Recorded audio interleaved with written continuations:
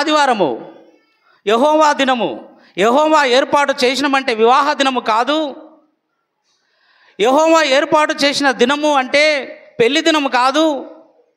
అది ప్రభువైన యేసుక్రీస్తు వారు సిలువలో రక్తము కార్చి ప్రాణం పెట్టిన దినమే యెహోవా ఏర్పాటు చేసిన దినము అని మనం పోయిన వారము ధ్యానించాం. వినని వాళ్ళు యూట్యూబ్లో ఉంది, మోజెస్ పేరపోగు మోజెస్ అని కొడితే ఆ వీడియో వస్తుంది. మీకు 40 నిమిషాల వ్యవధి గల ఆ వీడియో, మీకు ఎన్నో అర్థం కాని వచనాలు, అర్థం కాని పాయింట్స్ నాకు ఇవ్వబడిన టైంలో మీకు చెప్పాలని ఆశపడుతున్నాను.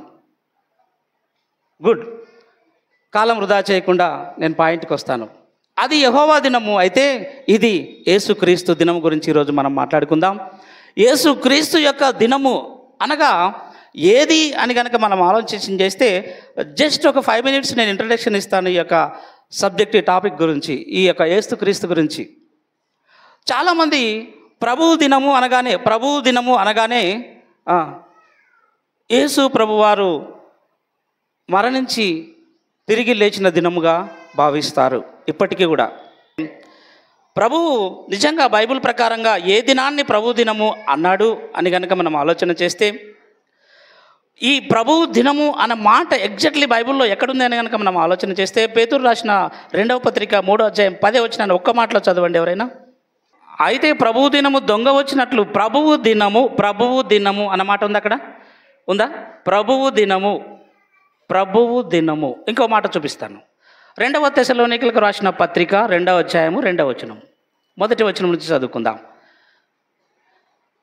ఎవరు ఆలోచించని కోణంలోకి ఈ పాఠాన్ని నేను బోధించి, అంటే పలానా దినము ప్రభు దినం అంటే పలానా దినం అని అపోహలో ఉన్నారు ఇంతవరకు. కానీ ఈరోజు మన సంఘము ద్వారా అనేక సంఘాలకు ఈ గొప్ప అంశాన్ని, ఈ గొప్ప వివరణను మనం అందించబోతున్నాం. ఎంత గొప్ప ఆశ్చర్యం, అదృష్టం తెలుసా మనకు.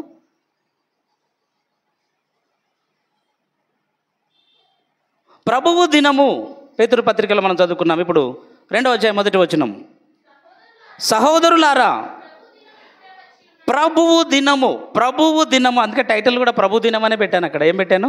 ప్రభువు దినము.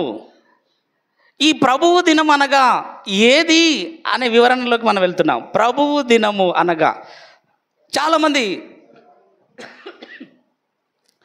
మత్తయి సువార్త 28 చదవకండి, యోహాను సువార్త 20వ అధ్యాయము, తర్వాత లూకా సువార్తలో కొన్ని వచనాల ఆధారంగా ఆయన ఆదివారంన తెల్లవారుచుండగా ఆయన పునరుద్ధానుడై తిరిగి లేచాడు అని ఉంది. కాబట్టి యేసయ్య ఆదివారంలోనే తిరిగి లేచాడు కాబట్టి యేసయ్య లేచిన దినమే ఆదివారం అని చాలామంది అపోహపడుతున్నారు. ఒకవేళ యేసయ్య తిరిగి లేచిన దినమే ప్రభు దినం అయితే, ప్రభు దినమందు ఏ సూచక్రియలు జరగాలి, ఏ ఘోర కార్యాలు జరగాలి, ఏ ప్రమాదాలు సంభవించాలి, అవన్నీ నేను ఇక్కడ బోర్డు మీద మీకు అద్దం కట్టినట్టు పెట్టాను. ఇక్కడ అద్దం ముందు మనం నిలబడితే మన ఆకారం అంతా ఎలా కనపడుతుందో, ఈ అంశం ముందు మీరు నిలబడితే మొత్తం పార్ట్స్ అన్నీ ఇక్కడ కనపడతాయి. ఇంకా అరటిపండు ఒలిచి ఇక్కడ పెట్టాను, తలిగించాను, తినొచ్చు అంతే మీరు ఈజీగా. ప్రభువు దినము బైబిల్లో వ్రాయబడిన టైటిల్ నేను అక్కడ ఇచ్చాను. ప్రభువు దినం అనగా ఏదో మనము ఆలోచించబోతున్నాం, ధ్యానించబోతున్నాం. నెక్స్ట్ వచనాన్ని కూడా మనం ఆలోచన చేద్దాం. ఫిలిప్పీ రాసిన పత్రిక 1:3 వచనం, ఫిలిప్పీ 1:3 త్వరగా చదవాలి. మన ప్రభువుకు యేసుక్రీస్తు. అమ్మ పిల్లలు తిరుగుతున్నారు, ఈ పాప ఎవరమ్మా దాన్ని తలుగుతున్నారు. అది ఎంతో నాకు ₹1 ఇచ్చినా ఈ వీడియో దొరకదు. ఇది పోయిన తర్వాత సంఘ పెద్దలు కొంచెం పిల్లల్ని కంట్రోల్ చేయాలి.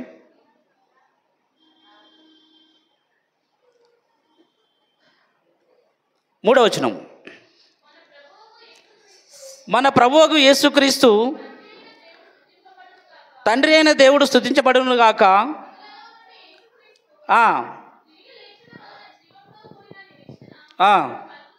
కలుగునట్లు అక్షయమైనది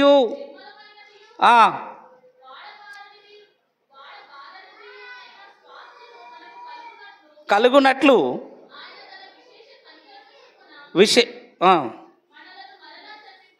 జన్మింపజేసను. ఫిలిప్పీ పత్రిక నేనమ్మ మీరు చదివేది 1:3 చదవమంటున్నాను. మొదటి దినము నుండి ఇది వరకు సువార్త విషయములో మీరు నాతో పాలివారయిండుట చూచి మీలో ఈ సత్క్రియను ఆరంభించినప్పుడు యేసుక్రీస్తు దినము వరకు యేసుక్రీస్తు దినము కూడా ఉంది. అది ఏ దినము? యేసయ్య తిరిగి లేచిన దినమా? ఆదివార దినమా? లేకపోతే విశ్రాంతి దినమా? ప్రభు దినము అంటే విశ్రాంతి దినము శనివారమా లేకపోతే ఆదివారమా? ఏ దినము ప్రభు దినము? బైబిల్ ఇచ్చే వివరణను మనము జాగ్రత్తగా గమనిస్తే 9వ వచనాన్ని కూడా చదువుకుందాం. ఫిలిప్పీ పత్రిక 1:9 వచనం. శ్రేష్టమైన కార్యములను వివేచింపగలవారగుటకు తెలివితోనూ సకల విధములైన అనుభవ జ్ఞానముతోనూ కూడినదై అంతకంతకు అభివృద్ధి పొందవలెను. ఇందువలన చివరి మాట చదువుతున్నాను, వారై నిండుకొనిన వారై క్రీస్తు దినమునకు నిష్కపటులను నిర్దోషులునై. క్రీస్తు దినము అనగా యేసుక్రీస్తు దినము అనగా ప్రభు దినం అనగా ఈ మూడు దినాలు కలిస్తే ఒకే దినం, అది ప్రభు దినము అని మనం ఈ 3 వచనాల ఆధారంగా మనము అర్థం చేసుకోవాలని మనం చేస్తున్నాను.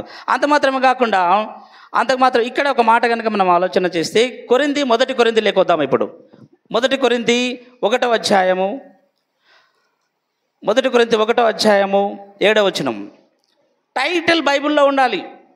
నా సొంత ఆలోచన ప్రకారం నేను ఏ హెడ్డింగ్ పెట్టను. బైబిల్లో ఉన్న టైటిల్ హెడ్డింగ్ మనం ధ్యానిస్తూ ఉన్నాం. 7వ వచనం, మొదటి కొరింథీ 1:7. కనుక ఏ కృపార వరమునందును లోపం లేక మీరు మన ప్రభు అయిన యేసుక్రీస్తు ప్రత్యక్షత కొరకు ఎదురు చూచుచున్నారు. మన ప్రభువైన యేసుక్రీస్తు దినమందు, చాలు, యేసుక్రీస్తు దినము, ప్రభువు దినము, యేసుక్రీస్తు దినము, క్రీస్తు దినము, అన్ని పేర్లు కలిగిన దినమే ప్రభువు దినము అని మనము చదువుకొనుచున్నాము. నా ప్రియమైన వర్లారా, 8వ వచనాన్ని చదువు ఒకసారి. 8వ వచనంలో ప్రభు అయిన యేసుక్రీస్తు దినమందు నిరపరాధులై ఉండాలి. ఆ ప్రభు అయిన యేసుక్రీస్తు వారి యొక్క దినం ఎక్కడ, ఎప్పుడు, ఎలా వస్తుంది? ఎక్కడ, ఎప్పుడు, ఎలా వస్తుంది? ఇంకో మాట నేను వివరిస్తాను. అక్కడ మన బోర్డుపై లెఫ్ట్ సైడు నంబర్ 1 మొదటి పాయింట్ ఒక మాట రాశాను. అక్కడ అబ్రహాము ఎదురు చూచిన దినమే. ఏ దినము అది? అబ్రహాము ఎదురు చూచిన దినము. అబ్రహాము ఒక దినం కొరకు ఎదురు చూచాడంట. చదువుకుందామా మాట? చదువుకుందామా? ఎక్కడుందా మాట? అబ్రహాము నా దినము చూతునని మిగుల ఎదురు చూచెను అని దేవుని లేఖనంలో వ్రాయబడింది. అది హెబ్రీ పత్రికలో బైబిల్ పట్టణం మీకు చదివి వినిపించాను. 11:9లో అబ్రహాము పునాదులు గల పట్టణం కొరకు ఎదురు చూచాను అనే మాట అక్కడ వ్రాయబడి ఉంది. ఇంకో చోట లేఖనంలో ఏమన్నదంటే యేసయ్య అంటాడు, అబ్రహాము నా దినము చూతునని మిగుల అపేక్ష గలవాడై ఎదురు చూచాను అని దేవుడు వ్రాయించాడు. అబ్రహాము చూచిన దినం ఏ దినం? అబ్రహాము ఎదురు చూచిన దినం ఏ దినము అని ఈరోజు మనం ధ్యానిస్తూ ఉన్నాం. అబ్రహాముకు ఇంకా పరలోక రాజ్యం రాలేదు. మీకు తెలుసా? అబ్రహాము ఇంకా పరలోకం రాజ్యం వెళ్ళలేదు, పరలోకం వెళ్ళలేదు. ఇంకొక మాట చదువుతానా, చాలా గమ్మత్తుగా ఉంటుంది, మిమ్మల్ని ఆలోచించే విధంగా ఉంటుంది. అపోస్తుల కార్యంలో 2:34 వచనంలో దావీదు కూడా పరలోకం వెళ్ళలేదంట. ఇంకా మీరు ఇవన్నీ ఎప్పుడు వినలేదు కదా, వినరు. ఎందుకంటే ఈ కోణంలో, ఈ దృక్పథంలో మీరు ఆలోచించలేదన్నమాట. ఇప్పుడు ఆలోచన చేయాలి. అబ్రహాము పరలోకం వెళ్ళలేదా? దావీదు పరలోకానికి వెళ్ళలేదా? హేబేలు మొదలుకొని నేటి వరకు వధింపబడిన ఆత్మలు, వధింపబడిన నీతిమంతులందరూ, జకర్యా వరకు, నేటి వరకు చనిపోయిన నీతిమంతులందరూ, సిలువలో దొంగ వరకు, హేబేలు మొదలుకొని సిలువలో దొంగ వరకు ఎవరు కూడా పరలోకం వెళ్ళలేదు కదా. వెళ్ళారా చెప్పండి. ఏమ్మా, పరలోకం పోయినారా? పోయలేరా? వాళ్ళు పరిశుద్ధులు కాదా? నీతిమంతులు కాదా? మరి ఎక్కడ పోయినారు? రమణమ్మ ఇట్లాంటిది ఏమమ్మా సార్ ఆ? అట్లా చెప్పమ్మా మరి. ఏమో సార్ మాకు తెలియదు అంటది. ఎక్కడ పోయినారట వాళ్ళు? పరలోకం పోయలేరు, మరి నరకం పోయినారా? అంతేనా? సిలువలో దొంగతో అంటాడు యేసయ్య, నేడు నీవు నాతో కూడా అక్కడికి వెళ్దాం. అంటే చనిపోయిన వాళ్ళందరూ ఎక్కడికి వెళ్ళాలి? రెస్ట్ తీసుకోవాలి. మనము లేకుండా వాళ్ళు పరలోక రాజ్యం వెళ్ళకూడదని లేఖనం చెబుతుంది. కాబట్టి ప్రభువైన యేసుక్రీస్తు రాకడలో మనతో కలిసి వాళ్ళకు కూడా, అబ్రహాముకు మనతో పాటు పరలోకం, దావీదుకు మనతో పాటు పరలోకం, హేబేలు మొదలుకొని సిలువలో దొంగ వరకు మనతో పాటు అందరికి ఒకేసారి పరలోక రాజ్యం అని దేవుని వాక్యంలో ఎన్నో రెఫరెన్స్లు మనకు వ్రాయబడ్డాయి. కాబట్టి నా ప్రియమైన వాళ్ళారా, ఈరోజు మనము అతి ప్రాముఖ్యమైనటువంటి విషయాన్ని కనుక మనం ధ్యానిస్తే, ఇంతకు ఈ ప్రభు దినము విశ్రాంతి దినమా అనే ఒక మొదటి మాటను కనుక మనం ధ్యానిస్తే, ఈ విశ్రాంతి దినము ప్రభు దినము అని ఎక్కడా బైబిల్లో లేదు. విశ్రాంతి దినం అనగా ఏ దినము? అసలు విశ్రాంతి దినం అంటే ఏంటిది? ఒకసారి చెప్పండి.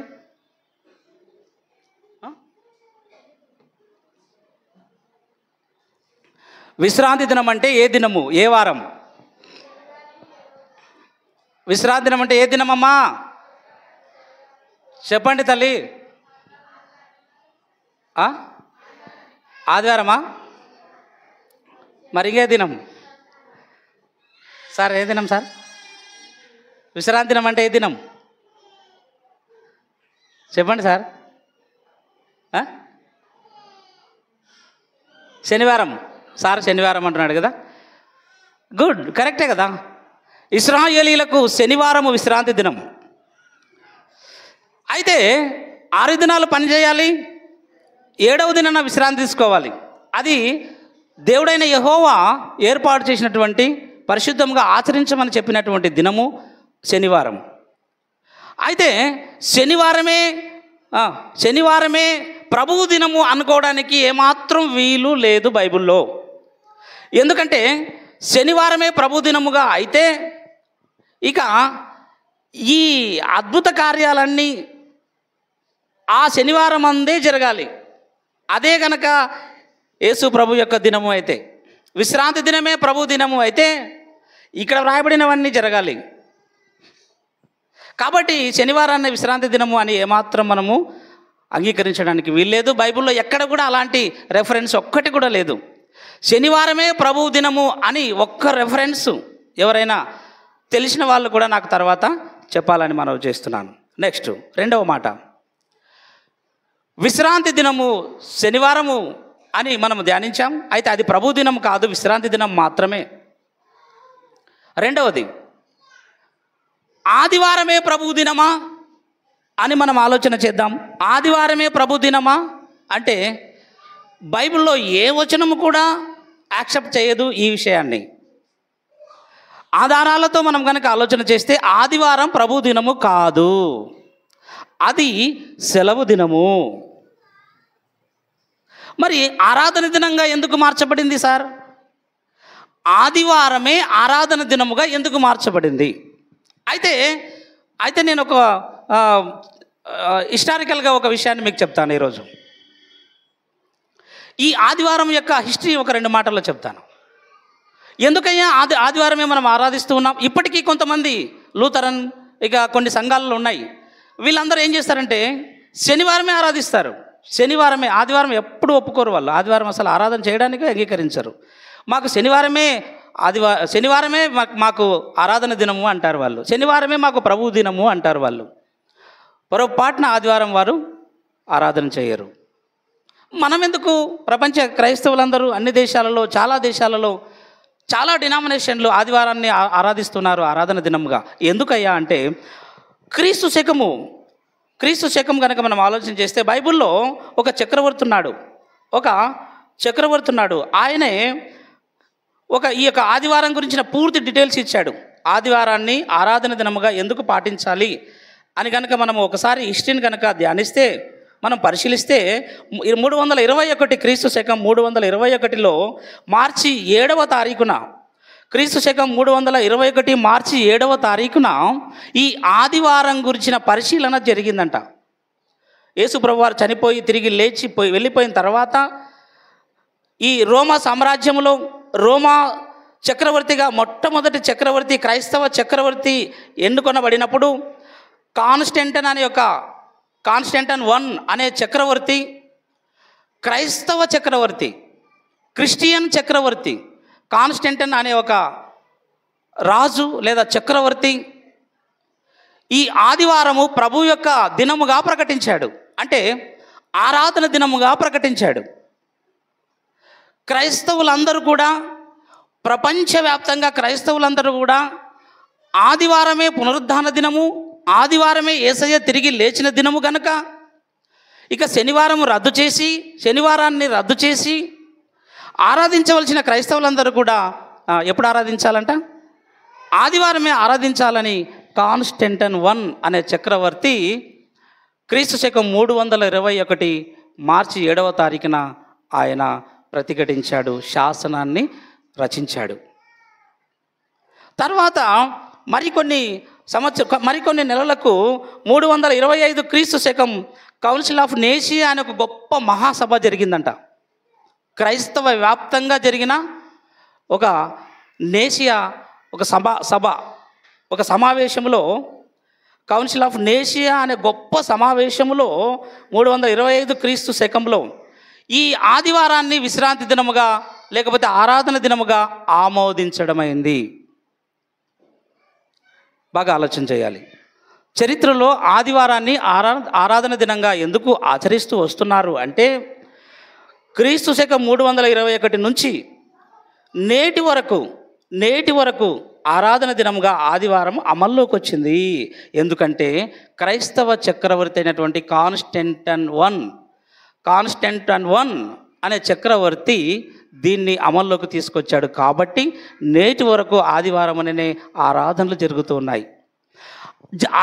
జరుగుతున్నాయి. కానీ బైబుల్ చెప్పిన ప్రభువు దినము ఆదివారము కాదు.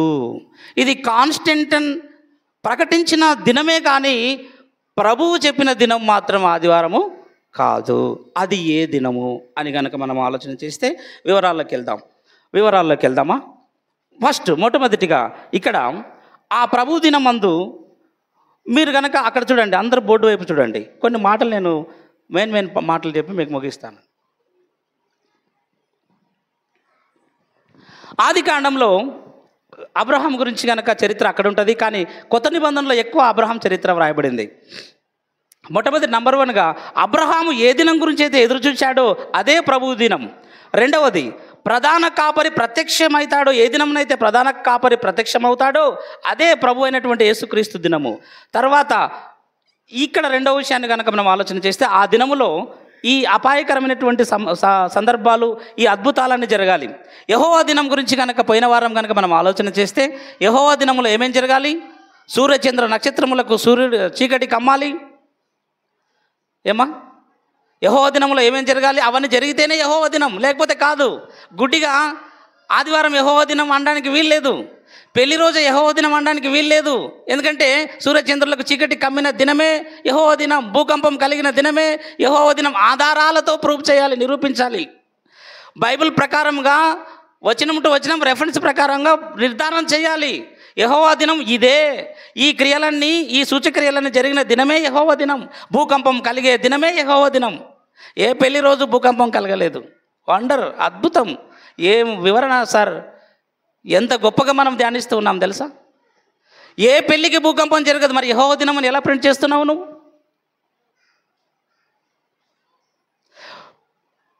మృతులు సమాధులు తెరవబడే దినమే యెహోవా దినం. ఏ దినమునైనా సమాధులు తెరవబడ్డాయా? ఎవరి పెళ్ళికైనా లేదు. ఎప్పుడు తెరవబడ్డాయి సమాధులు?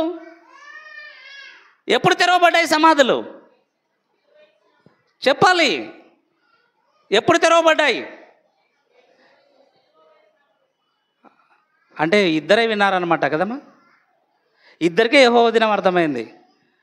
యెహోవా దినము ఇద్దరికి అర్థమైనప్పుడు మరి యేసుక్రీస్తు దినం ఎంతమందికి అర్థం కావాలి?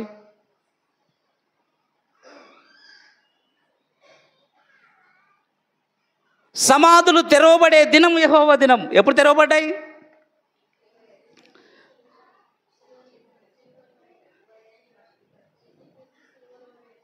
యేసుక్రీస్తు సిలువలో మరణించిన దినమున సమాధులు తెరవబడ్డాయి. ఒకసారి గట్టిగా చప్పట్లు కూడా దేవుని మహిమ పరదాం. దేవునికి మహిమ కలుగును గాక. అదే యెహోవా దినం. యేసుక్రీస్తు దినమున ఏమేం జరుగుతాయో అవన్నీ జరిగిన దినమే ప్రభువు దినం. అవన్నీ జరగకపోతే ప్రభు దినం కాదు. ఆదివారం ప్రభు దినం అనుకుందాం. అయితే ఇవన్నీ జరగాలి కదా. విశ్రాంతి దినం శనివారమే ప్రభు దినం అని ఒకవేళ అంటే ఆ దినమున ఇవన్నీ జరగాలి కదా. ఎక్కడ జరుగుతున్నాయి? మొట్టమొదటిది, గోధుమలను కొట్టులో పోసే దినమే ప్రభు అయిన యేసుక్రీస్తు వారి యొక్క దినం. రెఫర్ చేస్తారు, చదవండి త్వరగా. గోధుమలను కొట్టులో పోసే దినము. మత్తయి సువార్త 13:30 వచనం. నాతో ఫాస్ట్గా రావాలి. ఒక సహోదరుడు ఒక సలహా ఇచ్చాడు, సార్ రెఫరెన్స్లు కూడా యాడ్ చేస్తే బాగుండని. కానీ ఆ వచనం రాయడానికే బోర్డు సరిపోదు కాబట్టి ఒక మెయిన్ ఒక్కొక్క మాట రాశాను అంతే. మిగతా మాట మనం డాష్ ఫిలప్ చేసుకోవాలని. చదవండి మత్తయి సువార్త 13:30. కోతకాలం వరకు రెండింటిని కలిసి ఎదగనివుడి, కూర్చి కట్టి. రైట్. గోధుమలను కొట్టులో పోసే దినమే ప్రభు దినము. మీకు బైబిల్ నుంచి ఒక్కొక్క రెఫరెన్స్తో ఒక్కొక్క వివరణ ఇస్తాను. టైం కొంచెమే ఉంది. ఇవన్నీ చదువుకుంటూ పోతే చాలా కష్టంగా ఉంటుంది అనమాట, మీరు వినలేరు. ఇక గోధుమలను కొట్టులో పోసే దినము రెఫరెన్స్లు అన్నీ ఉన్నాయి. తర్వాత మత్తయి సువార్త 13:48 వచనంలో మంచి చేపలన్నింటినీ గంపల్లో వేసే దినం. తర్వాత మత్తయి సువార్త 13:49 నా వైపు చూడండి, మీకు రెఫరెన్స్ల తర్వాత ఫోటో స్క్రీన్ షాట్ పెడతాను. ఇక్కడ చూడండి, ప్రభువు దినం అనగా గోధుమలను కొట్టులో పోసే దినం, దుష్టులకు అగ్ని గుండానిచ్చే దినమే ప్రభు అయిన యేసుక్రీస్తు వారి యొక్క దినం. బాగా వినాలి. ప్రభు అయిన యేసుక్రీస్తు దినం, ప్రభువు దినం అనగా వాని క్రియల చొప్పున ప్రతి వానికి జీతం ఇచ్చే దినము. అర్థమైందా? రెఫరెన్స్లుగా మీరు ఎత్తుకోండి, నేను ఇవ్వలేదు, నాకు టైం లేదు. ఓకేనా? దుష్టులకు అగ్నిగుండానిచ్చే దినం, వాని క్రియలకు తీర్పు తీర్చే దినం. ఇక నా వెంట రావాలి. వాని క్రియలకు తీర్పు తీర్చే దినమే ప్రభు దినము. తర్వాత మిమ్మును ఎరగను అనే దినము. ఆ దినమున మిమ్మును ఎరగను అని చెప్పే దినమే ప్రభు అయిన యేసుక్రీస్తు వారి యొక్క దినము.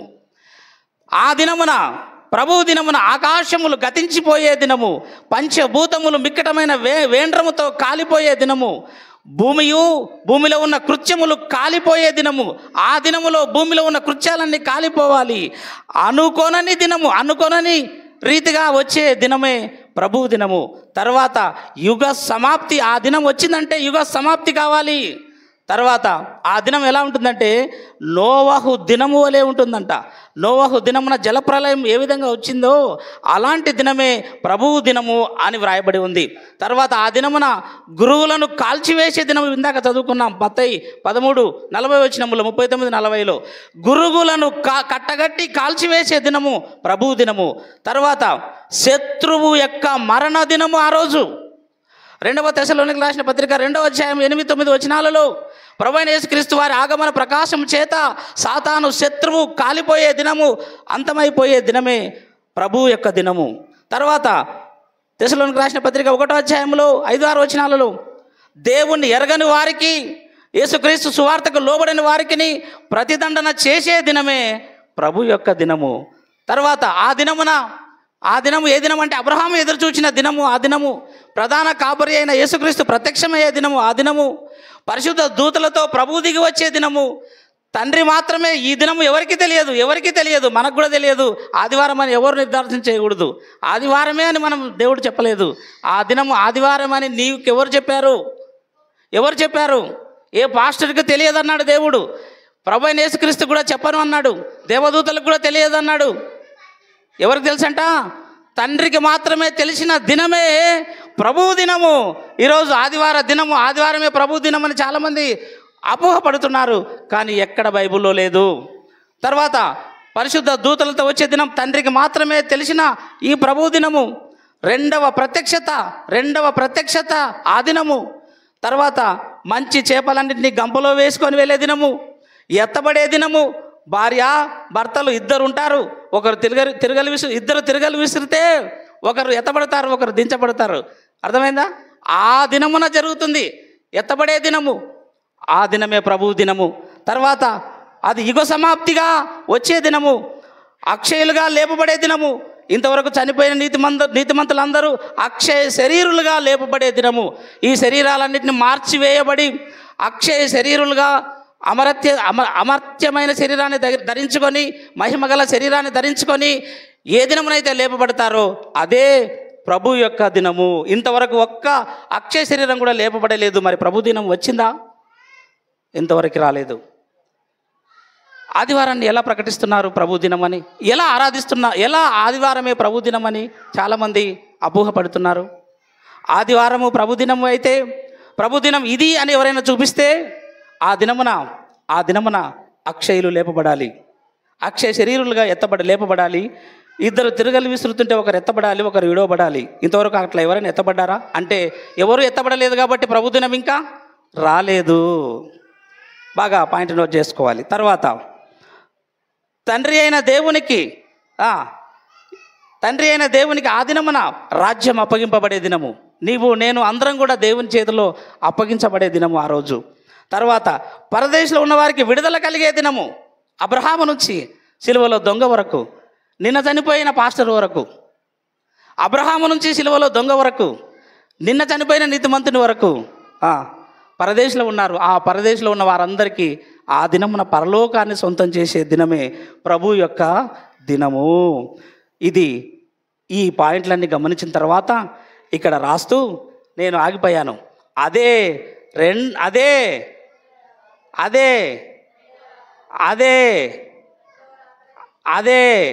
అందరూ చెప్పాలి, చెప్తలేరు ఎవరు? అదే ఈ రెండవ రాకడ దినమే ప్రభువు దినము అని ఇన్ని రెఫరెన్స్ల ఆధారంగా, ఇన్ని సందర్భాల ఆధారంగా మన సంఘములో నేను దీన్ని నిరూపణ చేశాను, వివరించాను, ప్రత్యక్షంగా వివరించాను. ఇవన్నీ జరిగిన రోజు, ఇవన్నీ సంభవించిన రోజు ప్రభు అయినటువంటి యేసుక్రీస్తు యొక్క దినము. అపోస్తలులైనటువంటి పౌలు ప్రభు దినం ఏదయ్యా అంటే, ఇదిగో ఇవన్నీ జరిగే దినమే, పంచభూతాలు కాలిపోయే దినమే, ఆ తర్వాత వాని క్రియలకు జీతం ఇచ్చే దినము, దుష్టులకు అగ్నిగుండం ఇచ్చే దినము, గోధుమలను కొట్టులో పోసే దినము, గురుగులను కాల్చివేసే దినము, యుగ సమాప్తి జరిగే దినము, కోతకాలము, శత్రువైన సాతాను మరణ దినం, ఆ తర్వాత దేవుణ్ణి ఎరగని వారికి, సువార్త వినని వారికి ప్రతిదండన చేసే దినమే ప్రభువైన యేసుక్రీస్తు వారి యొక్క దినము. అదే రెండవ రాకడ. ఆ రెండవ రాకడలో నీకు నాకు పరలోకాన్నిచ్చే దినము, నీవు నేను పరలోకానికి వెళ్ళే దినమే ప్రభువైన యేసుక్రీస్తు వారి యొక్క దినము. అదే రెండవ రాకడ. ఇంత గొప్ప దినాన్ని దేవుడు మన కొరకు ఉంచాడు. బైబిల్లో మాట చదువుకొని మనం ముగించుకుందాం. హెబ్రీ పత్రిక నిజంగా రెండవ రాకడ నీ కొరకు నా కొరకు ఉంచబడిందా? నీ కొరకు నా కొరకు రాబోతుందా? 9వ అధ్యాయం 28వ వచనాన్ని చదివి ప్రార్థన చేసుకుందాం. క్రీస్తు కూడా అనేకుల పాపములను భరించుటకు ఒకసారి అర్పించబడ్డాడు. ఇప్పుడు నెక్స్ట్ తన కొరకు కనిపెట్టుకొని ఉండు వారి రక్షణ నిమిత్తము. నువ్వు కనిపెట్టుకొని ఉన్నావా? యేసయ్య కొరకు నీవు కనిపెట్టుకొని ఉన్నావా? ఎదురు చూస్తూ ఉన్నావా? సిద్ధలలో నూనె పెట్టుకొని ఎదురు చూస్తూ ఉన్నావా? దివిటీలను వెలిగించుకొని ఎదురు చూస్తూ ఉన్నావా? ఎవరైతే ఎదురు చూస్తూ ఉన్నారో, ఎవరైతే సువార్తను వింటున్నారో, సువార్తకు లోబడతారో, ఎవరైతే దేవుణ్ణి ఎరిగి ఉన్నారో, ఎవరైతే ఎదురు చూస్తున్నారో వారందరి కొరకు తన కొరకు కనిపెట్టుకొని ఉండు వారి రక్షణ నిమిత్తము పాపము లేకుండా రెండవసారి ప్రత్యక్షమగును. ఒకసారి గట్టిగా చప్పట్లు కొట్టి యేసయ్య రాకడకు స్వాగతం పలుకుదాం. యేసయ్య రాకడకు స్వాగతం పలకాలి. సంఘము రమ్ము అని పిలవాలంట. సంఘము ఏమని పిలవాలి? రమ్ము అని వెల్కమ్ చెప్పాలి యేసయ్య రాకడకు. ప్రభు దినం కొరకు మనమందరం ఎదురు చూస్తూ ఉన్నాం, వెల్కమ్ చెప్తూ ఉన్నాం. ఈరోజు నువ్వు సిద్ధపడ్డావా? అయితే ప్రభు దినం కొరకు ఎదురు చూడాలి. ఈరోజు నువ్వు రక్షించబడ్డావా? నీ దివిటిలో నూనె ఉందా? నీ దివిటి మండుతుందా, ఆరిపోయిందా? వెలిగితే ప్రభు దిన కొరకు ఎదురు చూస్తూ ఉండవు. అదే ప్రభు ఏర్పాటు చేసినటువంటి రెండవ రాకడ దినము. ఈ రాకడ దినము కొరకు నిన్ను నన్ను దేవుడు సిద్ధపరిచి ఆశీర్వదించునుగా. ఆమేన్. ప్రార్థన చేసుకుందాం. తలలో ఉంచండి, ప్రార్థన చేసుకుందాం. కరెక్ట్ 11:40 దేవుని వాక్యాన్ని ముగించి ప్రార్థన చేస్తాను. పరిశుద్ధుడా, ప్రేమ స్వరూపుడా, దయగల మా తండ్రి, సర్వోన్నతుడా,